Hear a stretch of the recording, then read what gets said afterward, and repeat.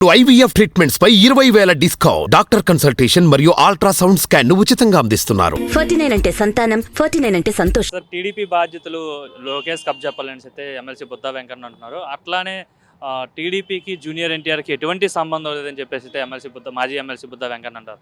అంటే ఏంటి sir TDP బాధ్యతలు లోకేష్ కబ్జెప్తే పార్టీ భవిష్యత్తు ఎలా ఉండబోతుంది అంటారు?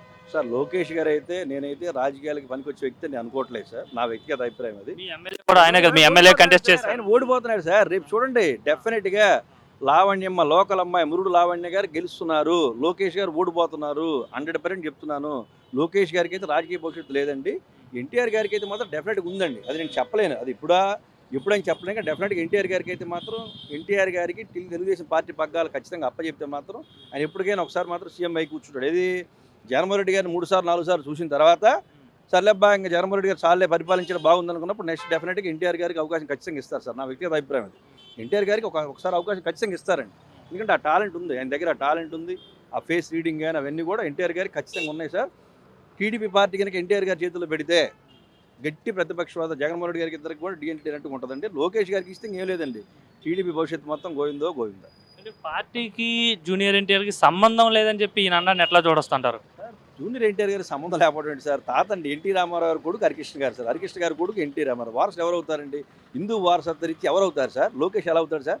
లోకేష్ కూతురు కొడుకు, ఎన్టీఆర్ గారు కొడుకు. అది చెప్పడం మనం మాట్లాడేటప్పుడు పద్ధతిగా మాట్లాడాలా. మరి 2009లో మీరు ఎన్టీఆర్ గారిని ఉపయోగించుకున్నారు కదా ప్రచారానికి. మరి అప్పుడు ఎందుకని ఉపయోగించుకున్నారు? సంబంధం లేదుగా, వదిలేయచ్చుగా. ఎందుకు ఉపయోగించుకున్నారు? ఇవన్నీ కుళ్ళు రాజకీయాలు, కుట్ర రాజకీయాలు అండి. ఎవరు సార్ ఎవరు ముందుకు వచ్చేసి వాళ్ళకి వస్తుంది వారసత్వం. దాని తప్పే ఉంది. ఎన్టీ రామారావు గారు నిజమైన వారసు జూనియర్ ఎన్టీఆర్ గారే మా లెక్క ప్రకారం అయితే. కుప్పంలో ఎలా ఉండబోతుంది అంటారు ఈసారి? కుప్పంలో కూడా గట్టి ఫైట్ అండి. గట్టి ఫైట్లో భర్త గారు గెలిచే అవకాశం ఉందంటున్నారు. అది మరి అక్కడ ఏమైనా అవ్వచ్చు. ఎందుకంటే 50-50 ఛాన్స్ అండి అక్కడ. ఎందుకంటే మరి సీఎం గారు కదా, చంద్రబాబు కంచుకోట కదా కుప్పం. ఆయన ఎప్పటి నుండో గెలుస్తూ వస్తున్నారు ఓటమి లేకుండా. ఇక్కడ గట్టి ఫైట్ జరుగుతుంది. 50-50 ఛాన్స్. బై లక్ మిస్టేక్ భర్త గారు కూడా గెలిస్తే గెలవచ్చు అనే అంచనాలు ఉన్నాయి సార్. అది ఎంతవరకు ఇది అవుతుందని మనకైతే తెలియదు. కానీ గట్టి ఫైట్ నడుస్తుంది అక్కడ. ఆయన 30,000 50,000 మేర అంతా పోయింది. దగ్గరికి వచ్చారు. అంతా 4,000 3,000 మార్జిన్లోకి వచ్చేసారు. పులివెందులు ఎలా ఉంటుంది అంటారు ఈసారి? జగన్మోహన్ రెడ్డి ఓడిపోతున్నాడు అంటున్నారు సార్. ఇంక ఇప్పుడు మీరు అడగటం నేను చెప్పడం, జగన్మోహన్ రెడ్డి గారు ఓడిపోవడం ఏంటంటే ఏ విధంగా ఓడిపోతాడు సార్? రాయలసీమలో ఆయనకి వ్యతిరేకత ఎక్కువ బాగా వచ్చేసింది. తన సొంత నియోజకవర్గంలో కూడా తన సొంత కమ్యూనిటీ రెడ్లు కూడా ఆయన నమ్మే పరిస్థితి లేదని చెప్తున్నారు. ఒకటి సార్, ఇప్పుడు రేపు 4వ తారీఖు ఎవరైతే జగన్మోహన్ రెడ్డి ఓడిపోతారన్నారు కదా, ఆయన గెలిచినప్పుడు వీళ్ళందరూ కనీసం 5 సంవత్సరాలు మాడకుండా కాముకుంటారా? చెప్పండి. ఎందుకండి కడపలో 10 సీట్లు కొట్టబోతున్నారు.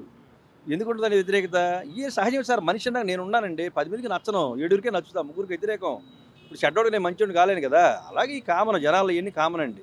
రాయలసీమలో ఈసారి గతంలో 3 సీట్లు మాత్రం కోల్పోయారు. 52కి 49 వచ్చాయి. కానీ ఈసారి రాయలసీమలో సమానం అయిపోతున్నాయి, సగం వస్తాయని చెప్తున్నారు టీడీపీకి. 40 సీట్లు, ఒక సీటు కూడా దక్కదండి. 40 సీట్లు మీరు లెక్క పెట్టుకోండి సార్. 4వ తారీఖు మధ్యాహ్నం డెఫినెట్గా గుర్తు చేసుకోండి. 40 సీట్లు ఒకటి కూడా దక్కదండి.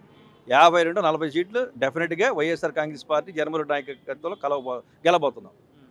అంటే రాయలసీమలో కూడా మీద ఆధిపత్యం అంటారు. ఫుల్ స్వీప్ అండి. రాయలసీమ ఏంటి, ప్రకాశం ఏంటి, నెల్లూరు ఏంటి, ఇవన్నీ మనకి సార్. గుంటూరు కృష్ణా జిల్లాలోనే రాజధాని పరిసర ప్రాంతాల్లోనే అమరావతి జిల్లాలో 15 సీట్లు వస్తున్నాయి. మీరు లెక్కేసుకోండి. ఇంకా మంగళగిరి కొట్టబోతున్నాం. ఎంపీలు ఓడిపోతున్నారు. మంగళగిరి కొట్టబోతున్నారా? లోకేష్ కనీ విని ఎరగని భారీ మెజార్టీతో గెలవబోతున్నా అని చెప్తున్నాడు సార్. లోకేష్ గారు 25,000తో 10 గెలిచినా కూడా, నేను 20,000తో గెలిచినా కూడా గుండు కొట్టించుకొని గాడి మీద ఊరేగుతాను సార్. గెలమని చూస్తే గెలిచే అవకాశం తక్కువ అండి. గట్టి ఫైట్ నెక్ టు నెక్ అండి. ఆయన 4 ఏళ్ళ మీద చేస్తున్నాడు, నేను కాదనండి. Neck to neck. ఎందుకంటే సార్ 5 సంవత్సరాలు మినిస్టర్ చేసినాడు. నువ్వు మంగళగిరికి ఏం చేసావు? మీ నాన్న ముఖ్యమంత్రి చేశాడు కదా, నువ్వు మినిస్టర్ చేసావు కదా, మంగళగిరికి ఏనాడని చేసావా? అసలు బీసీల సీట్ సార్ అది. నువ్వు పోటీ చేయడం ఏంటి సార్? బీసీల సీట్ అది. ఓసీ పోటీ చేయకూడదండి. బీసీల సీట్ అది. ఒక బీసీకి ఇస్తే గౌరవం ఉండేదని నేను అనుకుంటున్నాను. గుంటూరు ఎంపీ కూడా ఓడిపోతుంది వైసీపీ పార్టీ అని చెప్పి. రోషి గారు గెలుస్తున్నాడు సార్. డెఫినెట్గా గెలుస్తున్నాడు సార్. పెమ్మసాని గారు ఇంటి బాట, అమెరికా బాట. మళ్ళీ దరిదాపులో ఉండండి. గురిపాలెం కదా, మళ్ళీ అమెరికాలో కూర్చోవాల్సింది పెమ్మసాని గారు. గుంటూరు నగర రూపురేఖలు మార్చేస్తా అంటున్నాడు. పార్లమెంట్ రూపురేఖలు పెమ్మసాని. చంద్రబాబు గారు మార్చాడుగా. అన్ని రాజధానులు చేశాడు కదా. సింగపూర్ పోతే సింగపూరు, శ్రీలంక పోతే శ్రీలంక చేశాడుగా. మాటలకి చేతలకి ఏంటంటే రూపురేఖలు మార్చేది? చెప్పుకోవడానికి ఏదో 100 చెప్పుకుంటారు సార్.